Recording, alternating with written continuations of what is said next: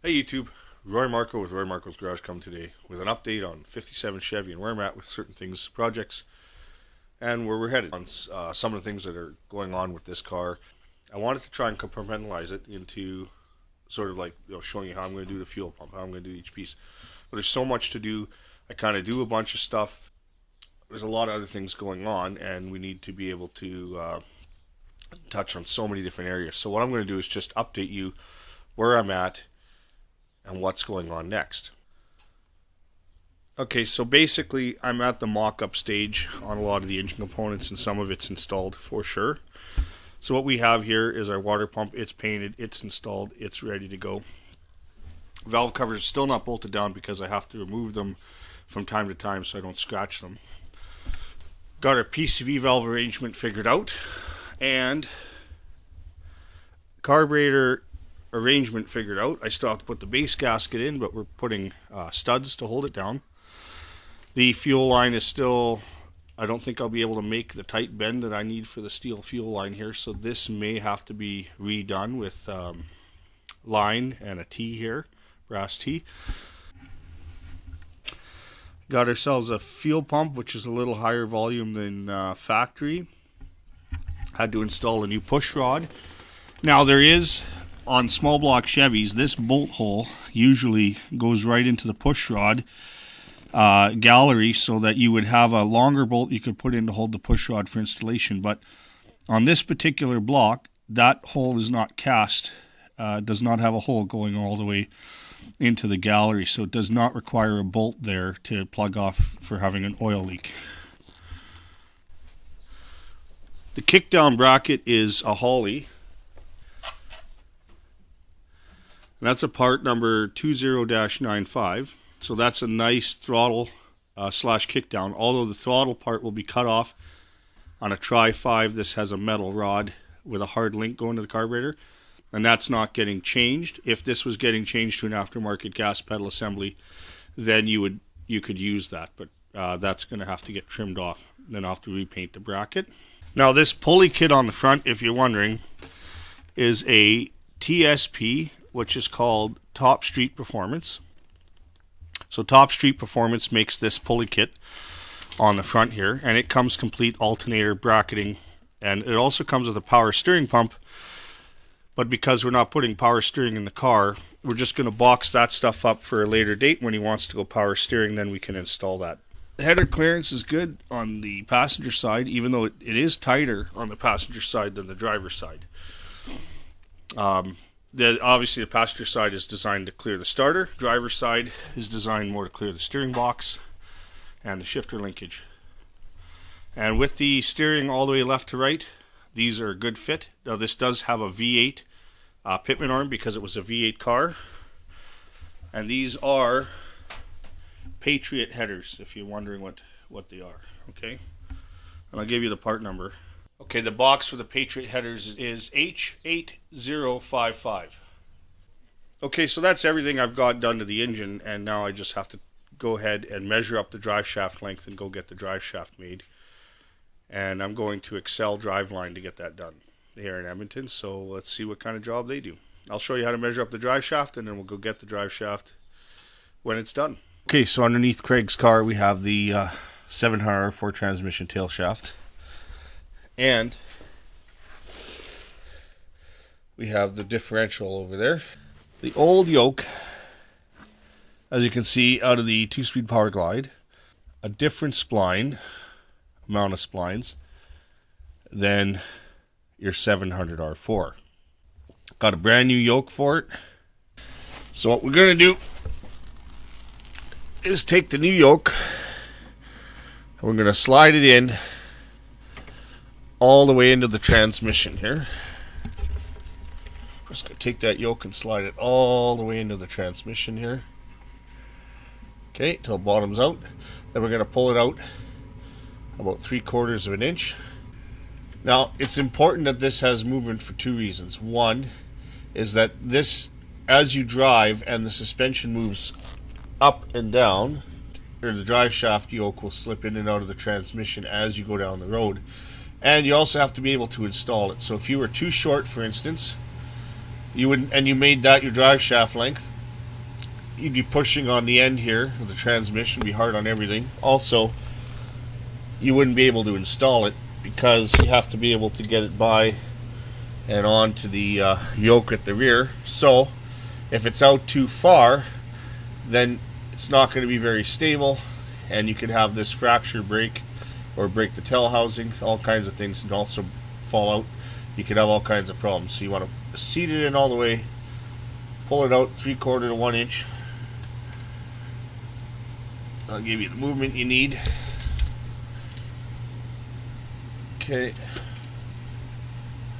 Alright, then we go back over to the rear.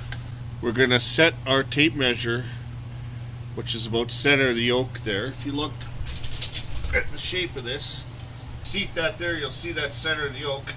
Okay. And as you can see, the center of the yoke is about 51 inches. Alright. Okay, so we're going to make our drive shaft 50 3/4 of an inch long, and we can get the old one cut down. As you can see, I got a lot of parts here that are up and coming. This is for the brake kit. This is the RPC adapter to run the power booster. Then after the power booster, we're going to have a Wilwood master cylinder and Wilwood disc brake kit. The Wilwood master cylinder, that's going in, as well as the proportioning valve. And then we have our Wilwood box that I haven't even opened yet. We're going to do the brake system. We'll unbox all of that and look at it. We got Raptor mufflers. He wants a little bit of muscle car sound, but he doesn't want it loud like with Flowmaster, so we're just going to keep it quiet there. Okay, we also did get a tailpipe kit from Flowmaster, and I do have another exhaust box here, which is a universal kit, which will fit our from the mufflers forward. They didn't have a full kit in stock, and it was a few weeks away, so we went with this route instead. Okay. Other things that are going on my driveway is I got another truck chassis that is just for some small parts, like just little things like the covers that go on the wheels here on the truck. Extra, I'm going to take a couple of the wheels off. I'm going to take a hub off the other side. This side's all rusted up inside, so we're going to go ahead and keep one hub as an extra hub. Also, process of just draining, pulling the differential pumpkin out of it. I'd like to save that, so that's just draining there. And also save the axles, the hubs. When I get this on a trailer for scrap, I'm then going to go ahead and pull off these nuts and things like that, just so I have extra parts for my truck. That's all this is. This frame is pretty rotted. I was very surprised. This come from southern Alberta. Usually they don't have much rust, but this being all packed with dirt and sand, this chassis actually rusted. It even bowed on the inside here, so it's not in the best of shape, so there's not much to save there. So that's going to scrap. Okay, so there you have it. We got the drive shaft length. We're going to go down to Excel driveline. We're also going to go to the ceramic coaters Perfections and drop off those headers, and then I'll get the drive shaft back. I'll show you putting the drive shaft in this car, and then we're going to have to pick up the headers. Will probably take a week. Got back from Excel driveline. Here's the drive shaft. Here's that new yoke that you saw me measure up with. You got about 7/8 to an inch of slip there. They painted it. They put all new U-joints, greased it, balanced it. It's ready to go in the car. I'll install it, and then I'll show you in the car.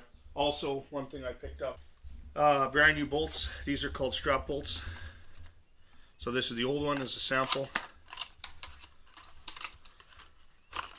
Always a good idea. You're putting in a car like this.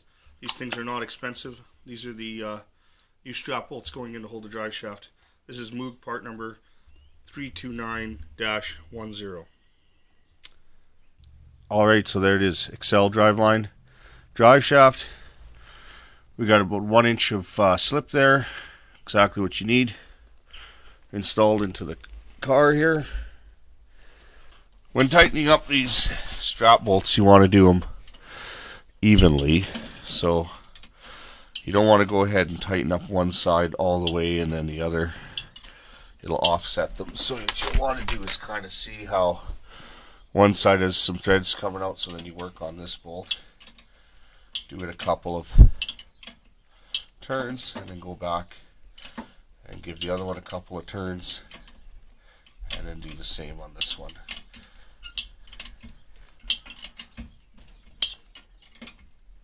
Okay.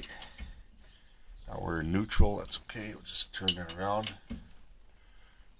We'll put the transmission in park and then tighten these up. Now we put it in park.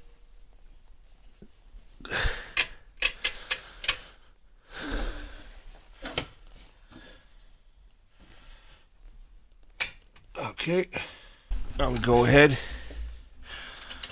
and we can now tighten this down. There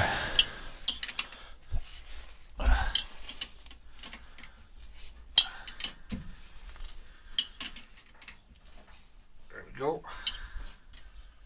We now do the same on the other side. Tighten.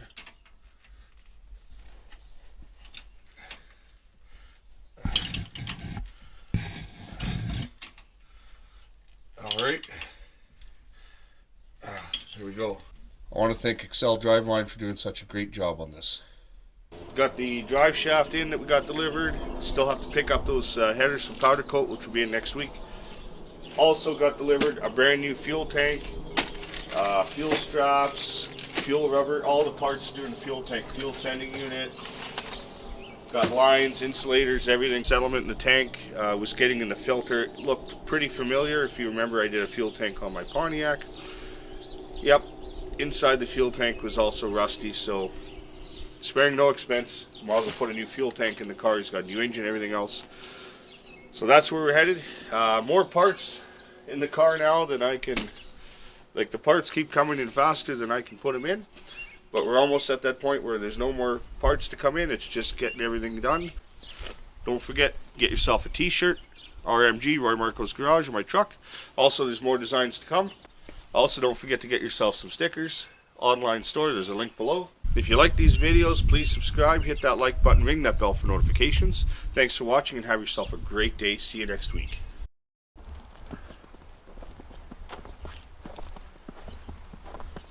Oh, we got some snow. I wanted to try to compartmentalize it into a way where it's sort of, I wanted to try to compartmentalize.